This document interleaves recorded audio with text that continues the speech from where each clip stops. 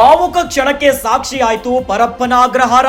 ಪ್ರಜ್ವಲ್ ಭೇಟಿಗೆ ಆಗಮಿಸಿದ ರೇವಣ್ಣ ಮತ್ತು ಭವಾನಿ. ಮಗನನ್ನ ನೋಡಿ ಭಾವುಕರಾದ್ರಂತೆ ಭವಾನಿ ರೇವಣ್ಣ.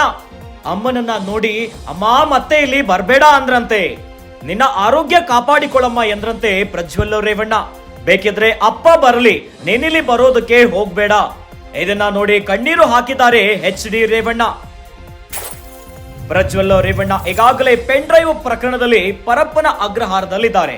ಇತ್ತ ಪ್ರಜ್ವಲ್ ರೇವಣ್ಣ ಅವರನ್ನ ಭೇಟಿ ಮಾಡ್ಲಿಕ್ಕೆ ರೇವಣ್ಣ ಮತ್ತು ಭವಾನಿ ಅವರು ಜೈಲಿಗೆ ಆಗಮಿಸಿದ್ದಾರೆ. ಮಗನನ್ನ ನೋಡಿ ಭಾವುಕರಾದ್ರಂತೆ ಭವಾನಿ. ಒಂದು ರೀತಿಯಾಗಿ ಪರಪ್ಪನ ಅಗ್ರಹಾರ ಭಾವುಕ ಕ್ಷಣಕ್ಕೆ ಸಾಕ್ಷಿ ಆಯ್ತು. ಅಮ್ಮ ನಿನ್ನ ಆರೋಗ್ಯ ಕಾಪಾಡ್ಕೊಳ್ಳಮ್ಮ ಅಂತ ಪ್ರಜ್ವಲ್ ರೇವಣ್ಣ ಹೇಳಿದ್ದಾರೆ. ಬೇಕಾದ್ರೆ ಅಪ್ಪ ಬರಲಿ, ನೀನಿಲ್ಲಿ ಬರೋದಕ್ಕೆ ಹೋಗ್ಬೇಡ ಅಂತ ಪ್ರಜ್ವಲ್ ರೇವಣ್ಣ ಪರಿಪರಿಯಾಗಿ ತಾಯಿಗೆ ಹೇಳಿದ್ದಾರೆ. ಇದನ್ನ ನೋಡಿ ಕಣ್ಣೀರ್ ಹಾಕಿದ್ದಾರೆ HD ರೇವಣ್ಣ.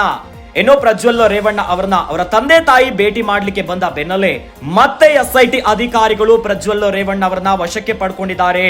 ಪ್ರಜ್ವಲ್ ರೇವಣ್ಣ ಅವರನ್ನ SIT ಅಧಿಕಾರಿಗಳು ಮತ್ತೆ ಮುಂದಿನ 6 ದಿನಗಳ ಕಾಲ ತಮ್ಮ ಕಸ್ಟಡಿಗೆ ಪಡ್ಕೊಂಡಿದ್ದಾರೆ. ಇನ್ನು ವಿಚಾರಣೆಗಳು ಆಗಬೇಕು, ತನಿಖೆ ಮುಂದುವರಿಸಬೇಕು. ಇತ್ತ ಪ್ರಜ್ವಲ್ ರೇವಣ್ಣ ಕೂಡ SIT ಅಧಿಕಾರಿಗಳ ತನಿಖೆಗೆ ಅವರ ಪ್ರಶ್ನೆಗೆ ಉತ್ತರಿಸ್ತಿಲ್ಲ, ಸಮರ್ಪಕವಾದಂತ ಉತ್ತರವನ್ನ ನೀಡ್ತಾ ಇಲ್ಲ. ಹೀಗಾಗಿ ಮತ್ತೆ ಕೋರ್ಟ್ ನಿಂದ ಆದೇಶವನ್ನ ಪಡ್ಕೊಂಡಿದ್ದಾರೆ. ಹೀಗಾಗಿ ಮುಂದಿನ 6 ದಿನಗಳ ಕಾಲ ಮತ್ತೆ SIT ಕಸ್ಟಡಿಗೆ SIT ಅಧಿಕಾರಿಗಳು ಪಡೆದುಕೊಂಡಿದ್ದಾರೆ. ಇನ್ನು ಒಂದ್ ರೀತಿಯಾಗಿ ಭಾವುಕ ಕ್ಷಣಕ್ಕೆ ಸಾಕ್ಷಿ ಆಯ್ತು. ಯಾವಾಗ ಪರಪ್ಪನ ಅಗ್ರಹಾರಕ್ಕೆ ರೇವಣ್ಣ ಮತ್ತು ಭವಾನಿ ಅವರು ಮಗನನ್ನ ನೋಡ್ಲಿಕ್ಕೆ ಬಂದ್ರು, ಆಗ ಒಂದ್ ರೀತಿ ಭಾವುಕರಾದ್ರಂತೆ. ಮಗನನ್ನ ನೋಡಿ ಮಗನೇ ಅಂತ ಕರೆದಾಗ ಅಮ್ಮನನ್ನ ನೋಡಿ ಮತ್ತೆ ಇಲ್ಲಿಗೆ ಬರಬೇಡ ಅಮ್ಮ ಅಂತ ಹೇಳಿದ್ರಂತೆ.